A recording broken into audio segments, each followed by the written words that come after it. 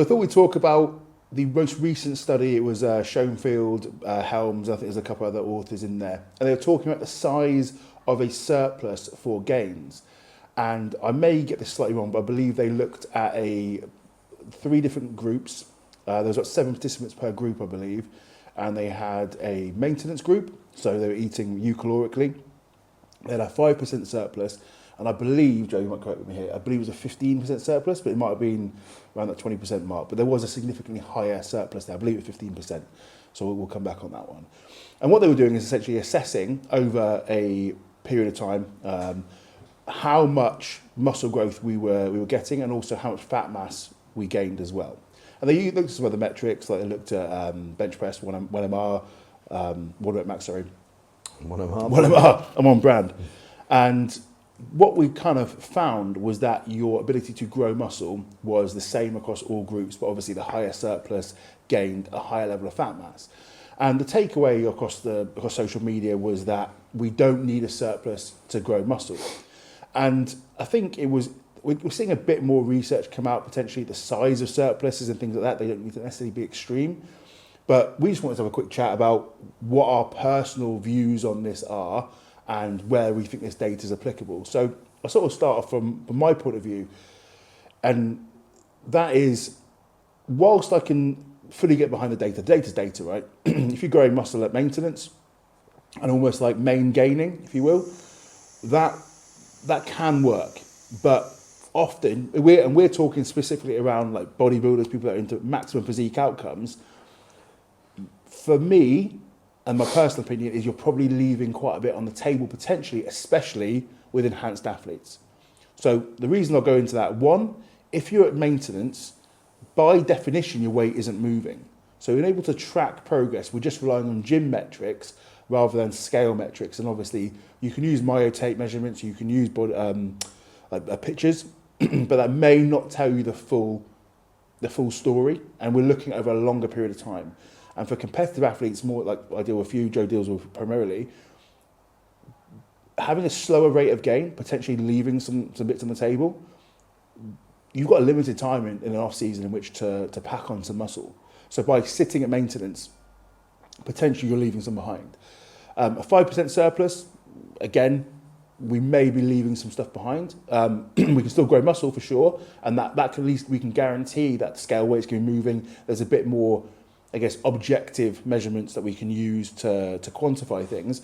But my personal preference would be, if we're looking for absolute maximal muscle growth, we need to understand there's going to be some accrual of body fat with that.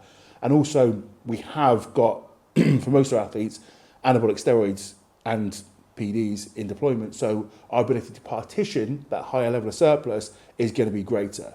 Added to the fact these guys have probably got pretty damn good genetics anyway. So personal preference would be to go for a reasonable rate of gain, 0.25 to 0.5% of body weight, which for most individuals is around about £0.5 pound to £1 a week on average. That would obviously be much higher than what the study showed, but would probably maximise our rate of gain, and knowing we've got an upcoming fat loss phase to basically lose any body fat that we have accrued. If, on the other hand, you're someone like myself who's just interested in maintaining a reasonably lean physique all year round, sitting at maintenance or that lower surplus is more applicable. So I think with our populations that we tend to coach, I don't think a maintenance or a smaller surplus is probably going to allow us to do that. But Joe, what are your thoughts?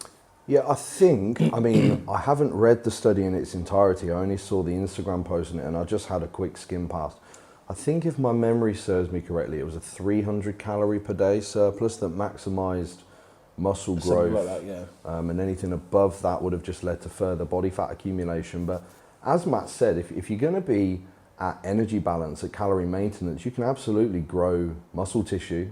In fact, there's case studies on natural bodybuilders in prep scenarios that gain muscle tissue on the way in a calorie deficit. The question becomes, how efficiently or effectively, to what magnitude can you grow muscle whilst in a deficit or at maintenance? And we know from so much data, this study included, that it's not going to be maximized. So if you are going to put your time into tracking your food and being diligent about your training progression, especially if you're a PED user that's suffering deleterious health consequences of their exposure to them, our goal really would be maximum muscle growth, surely. And especially for somebody like me, I work with 95% competitors.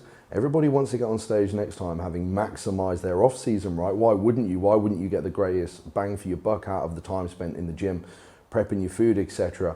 But that, of course, has to be in balance with not adhering to a surplus that's going to drive an unnecessary and unwarranted amount of body fat gain.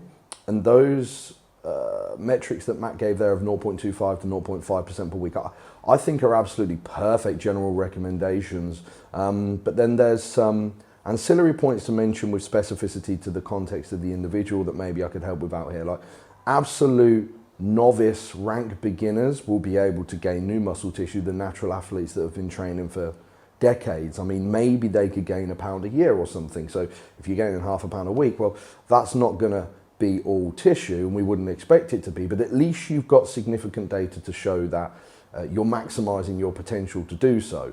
And it's a lot easier, I know this is a bit of a casual phrase, but it is a lot easier to lose body fat than it is to grow tissue, enhanced or not. Now, bringing it over to the enhanced realm, rather than going to what every single one of these drugs does to influence body composition shifts in a surplus, there's some main things that we have to remember.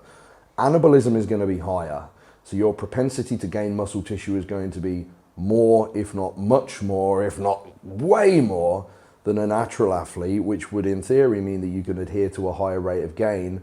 Muscle protein breakdown, depending on the PEDs being used, could be moved down. So again, that's going to move overall protein balance to be more in favor of protein synthesis, which means the potential for more muscle growth.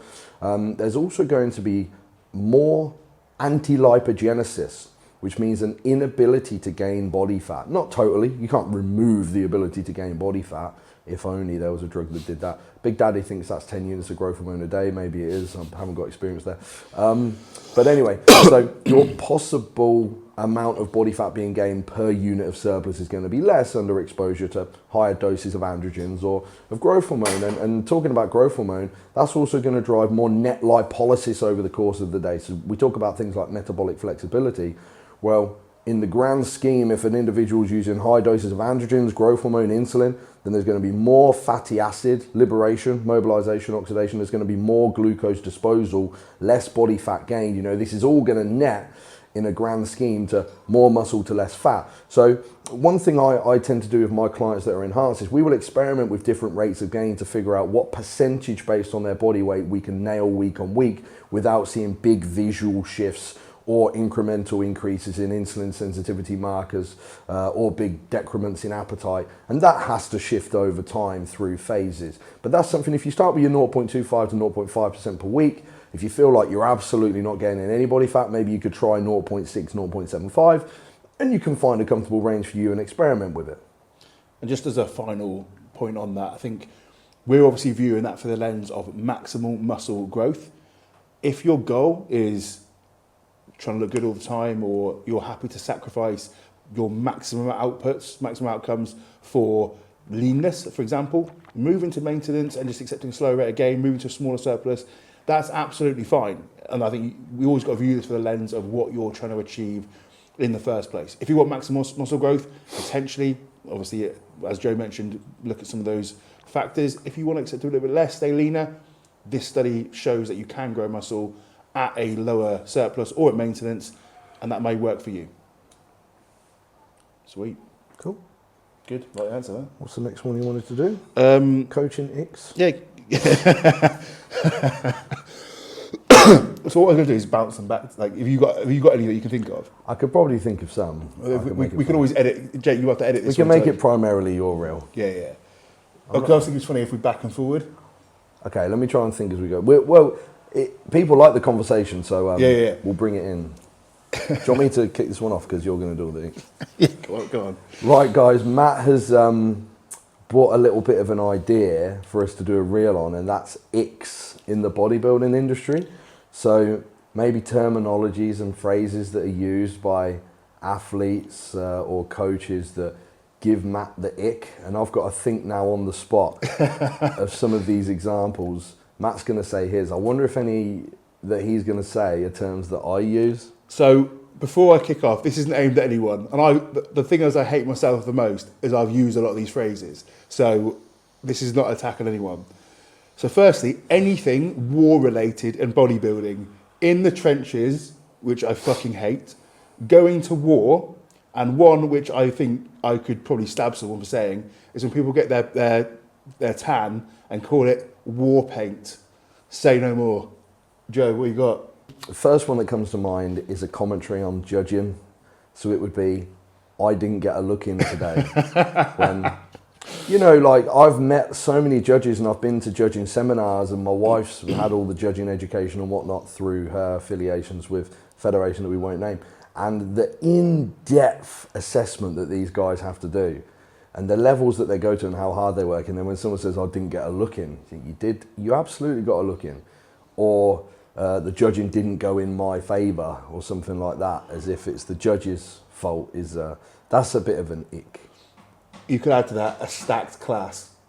Every class is stacked. Unless the class actually is stacked. Okay, where do we put the stacked? I reckon 20's got to be the... If a class has got 20 people, I think most bikini classes and men's physique classes, I would argue, are stacked. Yeah. But it's every class. It's stacked. It was. Here's one that I hate. When people eat like an off-plan meal and they say, food straight to the X body part, food straight to the pecs, food straight for the glutes. I'm like, you ate that 24 hours ago. That's not how food works. That's one that gets me. Okay, I've thought of another one, quick time.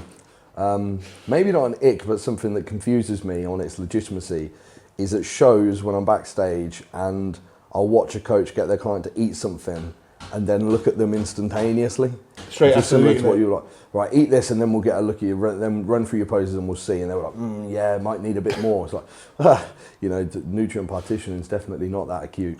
The Mecca, right? So if you're calling the Mecca Gold's Gym, I'll let you off, right? If you're saying the Mecca is your pure gym in the local town centre, I'm going to have to fight you on it. This is the Mecca. This is the Mecca. I've never actually called this the Mecca. We're in the Mecca.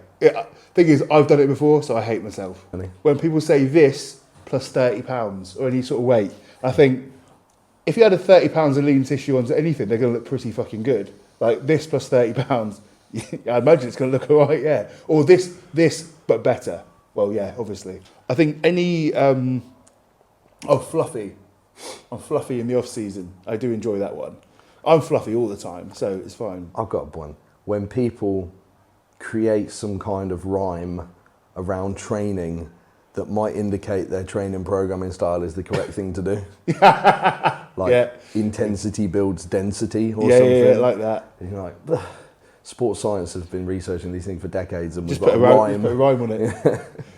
Any sort of redemption arc, like they never wanted to see me win. Like, who's they? Like, I think most of the time we haven't got enough people in our lives to have haters. So like, no one doesn't want to see you win. Haters is definitely a bit of a redemption arc and haters. I think those are the main ones for me. I can't think of any others. I'm trying to think. If I had to sit and think, I could probably get through. Those are the main ones that do tend to. They make me laugh. I'm gonna try and think of some more. But if anyone watches this and they're like, "That's the one I hate," please let us know. Or comment your icks below. Comment your bodybuilding icks below. It could be us commenting on icks as well. It could be the Physique Collective comment. Yeah, that's fair. Give you the ick every time you see it. Just let us know. That's cool. So we just talked about the check-in process, and one of the big things we get asked, certainly on Physique Collective, asked as coaches ourselves, is how long should my check-in looms be? And when I first started out, I felt like I had to give as much value as possible in this, constantly explaining every single decision, going over every single data point, and the general consensus from clients was the feedback's too long, right? I was taking 10, 12, 15 minutes going through check-ins. I'm not saying you should never take that long, because there's going to be instances where that is completely warranted. But for the most part, making it enjoyable and easy to watch and making sure that the client can action that information. So 5 to 7 minutes seems to be around about the sweet spot for most individuals. In that time, you can go over someone's pictures, you can go over someone's data, any issues, any questions they've got, and then put a plan in place for the next week without going into that realm of like superfluous information, which isn't going to actually help that client. Me and Joe can talk about this shit all day. Some people, even the best athletes, just want to be told, where have I been, what's happening today, and what do I do next week? And that's more enough information for them. They don't need to know the rest. Other clients that you'll know, and you'll know who they are, maybe want a bit more information. But for the most part, just getting that understanding, as I just said, of what we're doing next week and the process moving forward is going to be enough. I mean, how do you feel about that? Yeah, I'm exactly the same as you. When I think back to when I started coaching, my looms were egregiously long. I'd be aiming for like 15, 20 minutes because I was confusing value with the duration of time spent on the loom. And I got a lot of the same feedback, which would be, you know, man, like, I appreciate it, but I'm really busy. So could we try and condense this down? So now my check-ins are, I would say 5 to 7 minutes on average, unless there is a necessity to go longer. Like I did a check-in this morning that was 17 minutes long, but it was because it was one of our first together and it was immediately post-show. We had a big programming overhaul and he had lots of questions. So you go through essentially as short as you can get them to still get a really high quality of data collection done, explanation done, and all of the information that you need to project across to the client in. And I've found as I've coached for longer, I've gotten better at speaking, less arms and things like that. I can present my point a lot more efficiently. And now I am getting the same amount of information in that 5 to 7 minutes that I was in the 15 to 20 minutes previously, but in a lot more efficient manner. And that seems to be the happy medium for me. Yeah, and I think on the flip side, I see a lot of coaches, you see like, I won't name any names, but you see coaches post their loom and it's like 15 seconds or 30 seconds. You're like, that's probably not long enough to deliver. You see the reverse as well. People like on Instagram are like, check-ins done, it was like 25 minutes. Yeah. And you're like, man, like, imagine having to sit for 25 minutes. I speed everything up anyway. Yeah. But if you're getting the salient points across, but I think the one thing I was going to mention as well is actually having some rapport with the client as well. So as long as you've got time, we're not just all business, some of the times ask how they are. And something I'll try and do at every check-in, and it takes 20 seconds, is, how are you? How's things with you? Because they might have some, not only because you actually care about the individual, but they might have some life issues that they're just bottling up, and you might be the only impartial person they've got to speak to. And then they speak to you, that problem gets resolved, you've got a better coach-client relationship, and that's 10, 20, 30 seconds of a check-in that you could spend actually caring about the individual, which is another point, slightly on a tangent, but sort of ties into that, how long a check-in should take. You've gone into the next reel that I wanted to. Oh, fuck, we can cut a bit out. Oh, yeah. Right. I'll just kick straight into this. Go on. Right, guys, this is for you coaches out there. I want to talk about your manner on your loom videos. So if you're a coach that is presenting loom feedback to your clients, this is a super important aspect of coaching that is often overlooked. So firstly, no matter how you're feeling, how your day's going, what's happening in your life, if you've had bad sleep or whatnot, you need to present a manner to your clients on the looms that is exciting, that is uplifting, and is going to get the most from them. And as you coach more people, you'll start to learn the psychology of your athletes better and what approach gets the most from them. But super important on your check-ins, for me, this always pays dividends no matter how I'm feeling, is, yes, big man, how's it going? Hope you're having a great day. How's so-and-so, it might be husband or wife. How's the new pet doing? Whatever like this. Creating rapport, as you said previously, Matt, with the client and kicking in with a really positive impact. So they're looking forward to the check-in. They're immediately uplifted and excited. And then when you go through the data, you go through the changes, it keeps the whole process exciting and it has them looking forward to the check-ins.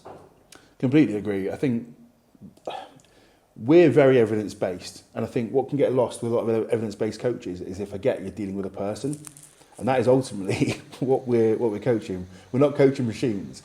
So being able to have that connection with someone, hey, how are you? And also that might not always get they might just be like, actually, I'm not too good, you know. I've got to build a bit of a relationship with them. They might be going through a tough time. And I've got plenty of clients where they've had a lot of personal issues, and you know you have as well. They had a lot of personal issues, and the fact that you're willing to listen to them, talk to them, you're not just a coach who's giving them some training plan, drug plan, whatever. You're actually caring about them as a human being, and you'll get much more out of them. And I always think of Jerry Maguire. You know the Tom Cruise film? I don't know. Talking, show me the money, right? The Jerry Maguire effect, where he actually cares about the person as an individual rather than just, you're paying my bills, you're a bit of money. So if you've got the ability to connect with that person, actually have that good energy, but also compassion along with that, that's really important. And I think in terms of the energy you bring to a check-in, firstly, yeah, absolutely, and Joe's great. Christian's fantastic at this. He's a great, like, yes, big man, always really enthusiastic when you start. He's also having that ability to shift into that, I guess, more educator and advisory role, and you can have that shift. You can start off like in the rapport, but then I think going into the point where you're like, okay, this is what we're doing next, because it can become very easy. And I've fallen into this trap with previous clients, is you almost build up too much rapport, and then you kind of lose that coach-client respect. And it's something I've certainly made an effort to more recently is keep that level there. We'll say, look, this is what we're going to do, and kind of, whilst we want a certain level of subjectivity from that individual, you can say, I didn't enjoy this thing. Sometimes, especially with the more stronger-willed clients, they can push back a bit too much, and you can almost concede to them. I think having sort of that strong personality, but also you pay me to be an advisor here, you pay me to be a coach, being able to keep that side of the relationship is really key. So being able to move between those tiers is very, very key, and a skill that I think everyone should work on. We're going to cover our favourite exercises by body part.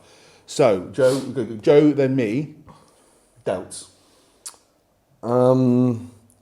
Standing cable, lateral raises, unilateral, crossbody. You say cuff to the wrist? Yeah, cuff Fuck's to the sake, wrist. that's exactly what I was going to say. Exactly the same. Exactly the same. Tricep. Rapunzel press downs. Show them what a Rapunzel press down. So the cable would be coming behind you, arms here. Yeah, I like a single arm crossbody. It's very similar, just across the body. That's my favourite. Bicep. Standing facing away. Stand away cable curls. Incline cable curls. Yeah, exactly the same. Fuck off, Joe. It must just be the best exercise. That would be mine as well. Okay, chest. Incline dumbbell press. Nice. Funny how everyone says that. Duh. That's actually not one of my favourites. I think that's your most bang for your buck. I would I agree. think if I had to do one exercise for pecs, it would be incline dumbbell. I prefer an incline converging press. Something like, I really like the Atlantis one, the Atlantis converging incline. I don't like the converging presses mainly because they don't drop off enough in the shorten, but you could just do length and partials on them. I really like the way that they fit me. I'd actually do them. But anyway, we digress. Dumbbells fit everyone, man. I do like an incline dumbbell. Anyway, we digress. I'll give you an ab exercise, abs. I like face away rope, so the one that I do at the minute on the Bravo is I put the brace up so it's behind me, and I'll have the cables like this, like big lengthen. It's almost like an ab mat crunch. I can do it weighted like this, a big lengthen stretch, and then crunch over the. Yeah, I do that exactly the same thing, but on a bench. Yeah, the same thing. I mean, I've got an ab mat, but I can just have a lot more load on there. All right, I'm going to call it rear delts. I'm going to just say rear delts. Oh, I don't ever really train rear delts. Should we do like upper back and lats? Oh, right. Okay, upper back, yeah. Upper back would be cable row, diverging. I'm gonna say it. I fucking love a hammer strength low row. Chest supported where you're pulling up on that angle. Yeah, I like it. That's my favourite. It's a DY row, isn't it? That's what. Yeah, lats. Yeah. I'm gonna be basic as fuck. Single arm D handle pull down. Nitro pull down for me because I've got it. That is good. That is good. Erectors. Flexion rows. Yeah. Dumbbell flexion rows. I'm tying erectors into like my posterior chain. I like a hip extension. Oh, that's a hamstring movement. I'm calling it an erector exercise. That's a hip extension. All right. You don't flex the spine. I don't train that movement then. You should. Think about your trunk. Don't train that. Train it. Glutes. I don't directly train glutes, but deep squat pattern or lunge. Hack squat. Deep hack squat. I know this has got hate recently, but this is anecdotal, since I've been doing them, hip thrusts, my knee has not hurt at all. I think they're a terrible movement for growing the glutes. I would agree with you based on the research we've got, but I fucking love doing them. I'm healthy, so I'm going to keep doing it. If you want to help your knees, do them. If you want to grow your glutes. I don't give a shit about my glutes. Okay, I have a healthy knee. Quads. Hack squat. I can't do a hack squat healthily, but I can actually do a pendulum healthily, so I'm going to say that. Hamstrings. Seated leg curl. Yeah, same. Calves. Standing calf raise. Yeah, I don't have one, so I just do them on the leg press. Straight leg. I think you get more bang for your buck. I still do seated with a knee flexion, but I think you get more bang for your buck with a straight leg. I think Milo's doing some research in a minute to see if there is any benefit of seated over straight leg, and it's looking like there isn't. That doesn't surprise me at all, to be fair. Main Good, body there we go. musculature. That's our favourite.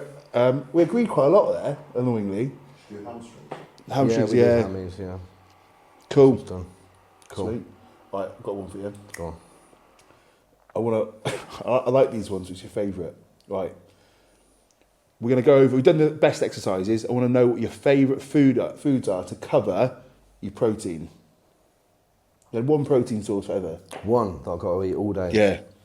I mean, I only eat it once a day, but it would probably be. So I'm going to consider electrolytes, micronutrients, and minerals in these selections. Oh, okay. You're not going. Yeah. Well, if it's the only thing I'm going to eat. Okay, fair. Beef. You've changed my answer because it was going to be whey or yogurt. Now I'm going to have to go beef because it's the only one that makes sense with that argument. I'm going to stick with my original. I'm going to say 0% fat-free Fage yogurt. That's what I'm going for. Yeah, for taste. For Yeah, sure. 100%. Yeah. Carbohydrate. White potato. I'm going to go cream of rice because I've got the flavour. Yeah, for taste. Yeah. Cream For of nutrient rice. density, it's got to be white potato. Fruit. Pineapple. Blueberries. No, blueberries. No, Blueberries. yeah, tell me about blueberries. Veg. Beetroot. Beetroot, 100%. I'll go the smoky one where you get the Yes. what's it fucking called? Love beets. Yeah. 100% Fire. that one. Fats. Almond butter. Dark chocolate. Yeah, but you got to think about your poly and monos. I know, but I fucking love dark chocolate. Yeah, for taste, I'd go dark chocolate all day. I'm not talking healthy. I've got my fish oils. You're both doing different. Different angles.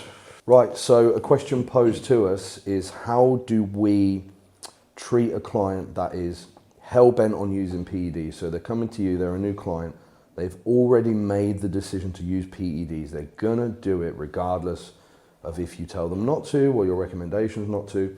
If you give them a long list of reasons why they're not going to, they're gonna do it anyway. What do we do in those circumstances? I think we start off, and this is something we've both seen as well. We've seen this quite a lot. In this day and age, we're not going to argue the ethics of it. We just accept it's going to happen, right? This person's going to do it. So if they're going to do it, they may as well do it under our guidance without any guilt or judgment associated with it. Obviously, we can try and put that spin on them saying, "Are you sure you want to do this?" And the answer is absolutely yes. We need to make sure that we do approach that with no judgment. Because quite often, especially for younger, impressionable people, if you just turn around to them and say, "This is stupid," they're going to run and they're going to do it anyway. And we're essentially going to revert back to those times where people survive on forums and just saying, "I did this mental drug stack," and kind of hide away with it. And we obviously don't want that to happen because the risk that you associate with those sort of drug stacks, like I was blasted 800 milligram a week of tren, and you're like, fucking hell. The risk associated with those sort of drug stacks is obviously monumental. So we want to make sure they're doing it at least with our guidance to some degree, right? And ultimately, we can only guide them to what we believe best. If that person wants to run very high dosages, we can obviously advise against them, but we have to kind of accept that it will happen. But what we can do is advise them why we would take certain prophylactics, antioxidants, all these other things to mitigate the side effects as best as possible. And once you've got them kind of on side, so to speak, like you're saying, "I'm willing to help you, I'll put an arm around you and I'll guide you through that process," you can begin to get some buy-in. But if you meet that with initial resistance, saying, "You're an idiot, we're not going to do that, you're too young, blah, blah, blah, blah, blah," and you're almost gatekeeping it, they're going to go and find someone that will allow them to do it and potentially do it badly, or they're just going to go and do it on their own guidance, which is ultimately going to be fraught with disaster on the most part. Yeah, so obvious first thing to do is make sure that they've been armed with accurate information to know that they've made an educated and informed decision. And that information has to not be conflated in either direction. It doesn't have to be any scare tactic information at the same time. It doesn't have to be information that's along the lines of these things are harmless, but it has to be accurate, and the client needs to demonstrate at least a level of understanding sufficient to be aware of the risk and the benefits, and they can make their own moral judgment on if the risk to reward is for them. And then from there, of course, we would just introduce them to the PED world in the most, what we understand to be reliably safe passage in to this world. And we've got plenty of videos on exactly what we would recommend that you do for your first cycle, etc. But as Matt rightfully said, it's not helpful to tell these guys, just don't do this, because they will find somebody else to give them that information, and it's very likely that that information that they receive somewhere else isn't going to be as careful or considerate as yours. Was curious how long you think someone would need to train with good training, nutrition, supplements and PEDs before knowing if they can be competitive in bodybuilding. And they related it to Samson's transformation and Milos. So how can someone for that long in their training and still make huge developments? Just took on 2 questions there. Yeah, so when they say competitive in bodybuilding, there's a great span of competing in bodybuilding. You've got, you know, being able to look not out of place on stage at a regional show, whether it's Two Bros, PCA, or are we talking about pro potential? Because, you know, middle of the road average genetics can not look out of place in regional shows across the UK or internationally, but you're going to know pretty quickly if you've got pro-worthy potential, even if you're doing things to 20% of what we would consider optimal. Everything is just going to work. You know, we all know those people. So I think firstly, you'd have to have a consideration of what degree of competing in bodybuilding are we talking about. I, of course, would only recommend that you aim at those regionals as a first press, but to know, again, I think anybody could do a regional show and do okay, you know, with enough time. The question more so would be, how long do you have to be applied at 100% to be able to place where you'd want to place? And there's going to be such great inter-individual variability between every individual on that scale. Yeah, I'm going to view this through the lens of someone we're talking like winning a pro card. I think it's a good sentiment. And the reason I look at it through that lens is because that is where, if you're going to put yourself through the ringer, so to speak, with bodybuilding, you're going to take the drugs, you're going to dedicate the time, all these things which have a cost, both health and otherwise, that it's worth it to you. And I mean that worth it in the sense of results, not in the sense of personal pleasure. And I think I was chatting to my mate Eddie Chip the other day, who's my FBB pro in Classic, and he knew after about a year of training that he was a responder. This he's placing like top 6 in pro shows now in his first season, so he's obviously top of the tree in terms of genetics for most part. And compared to his mates when they first started going to the gym when you're like 16, 17, he was that hyper responder. We can probably all think of someone like, of the 20, 30, 40 guys you knew that went to the gym when you were younger, there's probably one dude who had it, who was just lean, got bigger than everyone else doing exactly the same thing. And they're the sort of person where they're probably, maybe not that example exactly, but they're the person that will be that responder, who's going to be the person who would, I guess, be in contention for that pro card. So a year, 2 years would be a really good place to see, like, are you a responder? But you'll know, like, in a short space of time, like, you'll know. People will tell you as well. Like, if you see a bunch of guys in the gym, there's one guy, like, do you compete? They're asking you that for a reason, you know? So the second part of that question was Samson's transformation with Milos. How can someone that's been training for that long still make huge improvements? Would you estimate it was a change in PEDs? With someone as genetically blessed and superior to have such a great proclivity and affinity to progress within bodybuilding, it doesn't necessarily have to be PEDs, although that certainly would be a vector that if he did increase above and beyond what he'd previously done, especially multiple times above, then yes, that would generate a beyond robust effect. But with somebody as anabolically sensitive, we could say, as Samson, an improvement on any vector is going to create a substantial outcome. You know, if I made something far more productive, if I was previously training with 6 sets a week and I went to 12, it would do something. In Samson, it would do that something 100-fold. So it's more than likely a marriage between all vectors. And if I remember correctly, Samson in the past was a very low PED user. Yeah. He's probably one of these guys that had never really diligently tracked his training or his nutrition that heavily. He's still relatively new to the bodybuilding circuit. He hasn't been competing very long. So, you know, if he's now doing things like pro bodybuilders are doing things, then yeah, that it most certainly, it's more than likely a combination of everything. Yeah, I think that's what I always think of. Do you know when you look at studies and you look at the Gaussian distribution, and there's one dude on the outlier who's like the hyper responder. Imagine someone who's a hyper responder in every single element, like nutrition, training, drugs. That's what Samson is. You look at these top Olympian guys. That's what they are. Even look at Chris Bumstead, who came back in one season and completely changed his back. These are guys able to make massive amount of progress in a relatively short space of time because they are those responders. So all you need to do is just turn up a few of those variables, maybe from like a 7 out of 10 to a 10 out of 10 or a 9 out of 10, and you're going to get improvements. And the thing I kind of immediately assume with Milos as well is all of a sudden we're probably using quite a large dose of GH insulin as well, which may have had a profound effect just in terms of ramping up his drug use, potentially a higher volume approach to training, which may have, like say, if he's going from a low volume to a higher volume approach, there may be like a level of superficial inflammation there as well, which I'm not suggesting it makes up for all what we're looking at with his progress, but there's a number of factors which... And I bet it isn't in the realms of ridiculousness either. Like, I wouldn't call bullshit if I found out Samson went from 500 milligram androgen low total to 1,000.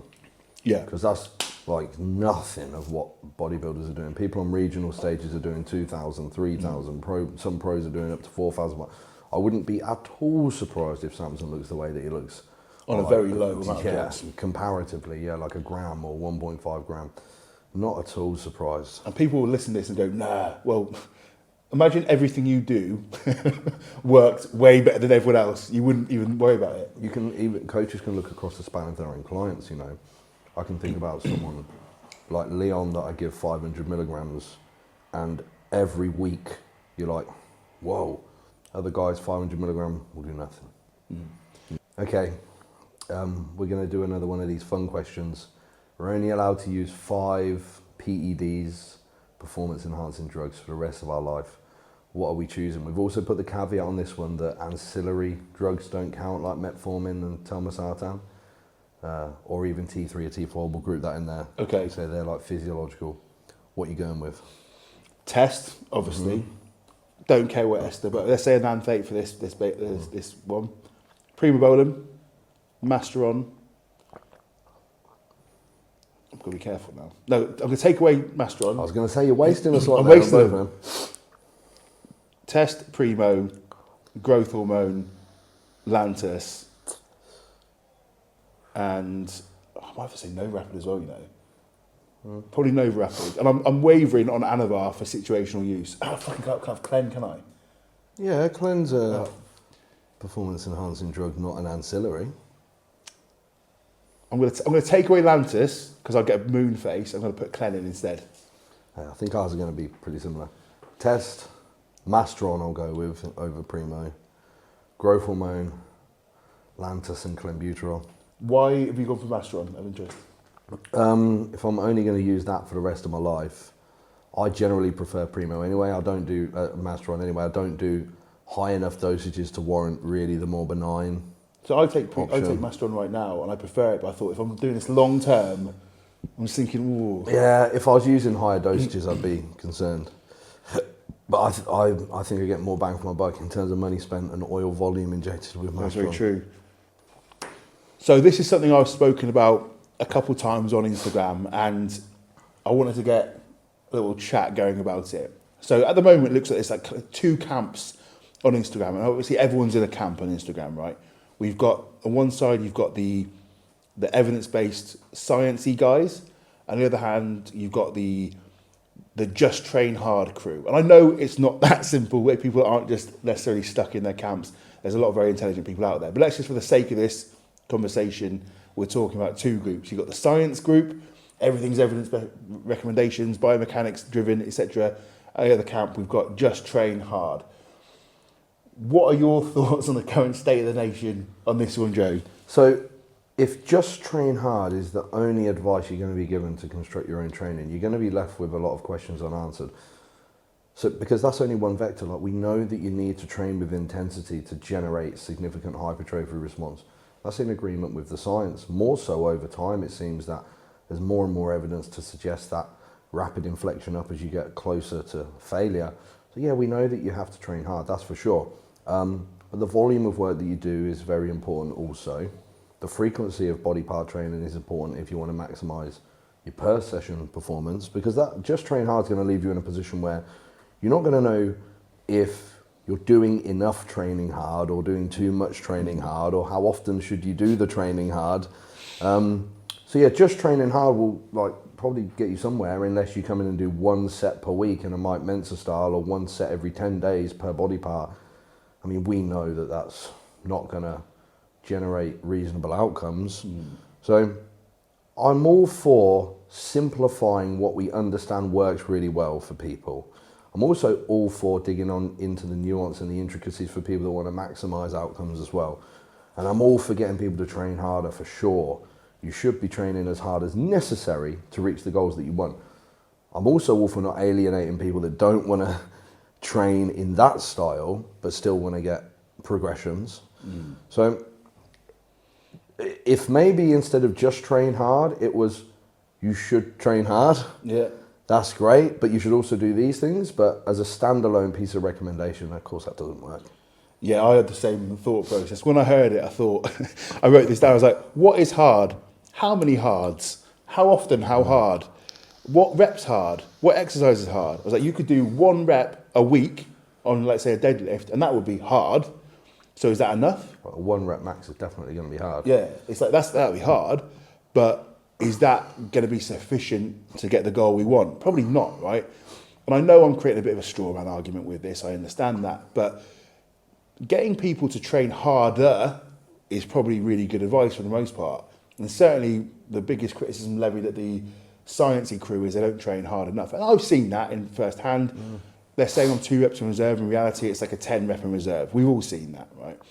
But getting people to train harder is great advice.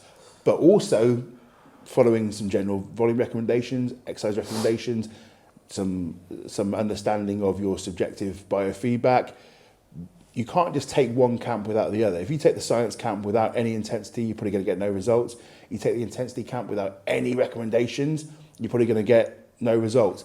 Given the 2 camps, I think if you said just train hard and went into the gym, you could probably still get some decent results, to be fair, but you're missing out on potential opportunity by narrowing your scope of vision down to, I'm just going to go and train hard, bro. Or even, you have to train hard. You do. You have to train hard if you want to get progress. You do. That's for sure. But there's other stuff that you have to do as well. Yeah, it's a slightly more nuanced discussion. Maybe let's fix the phrase. Just train hard, if they have a reasonable definition of hard, with enough sets, with at least a once per week body part frequency. Not as catchy, on is it? Exercises that don't give you any joint discomfort and give you a good stimulus to fatigue. I'm trying to keep this as short as possible. You can see why this Let me start again. Sexy. Just train hard with enough volume, frequently enough. Does that work? I mean, it's not as sexy. It's a good starting place. It's a really hard, because the internet loves like a pithy little argument, doesn't it? It loves a pithy little statement to say, do this thing, right? Unfortunately, the world doesn't work that way. We're operating in the realm of nuance. We need to be training hard enough, like I always say, 0 to 2 reps in reserve, with exercise we connect well with, a decent level of volume based upon your individual training age, all those things, a decent level of frequency, again, associated with the latter, and we're probably going to make good results. It doesn't sound as sexy though. That's the issue there. Okay, here's the minimum quote. Yeah. Just train sort of at least around 2 or 3 reps in reserve, so that's hard enough, with at least about 8 sets per body part per week, at least once a week. I can make it even sexy. You can start there, go on. Train with enough volume, hard enough. Frequently enough. There we go, we nailed it. That's the new one. But then they're left where they started. Yeah, where does that mean? How much is enough? I know. This is why you need to go and sign up for Physique Collective and we'll give you the answers.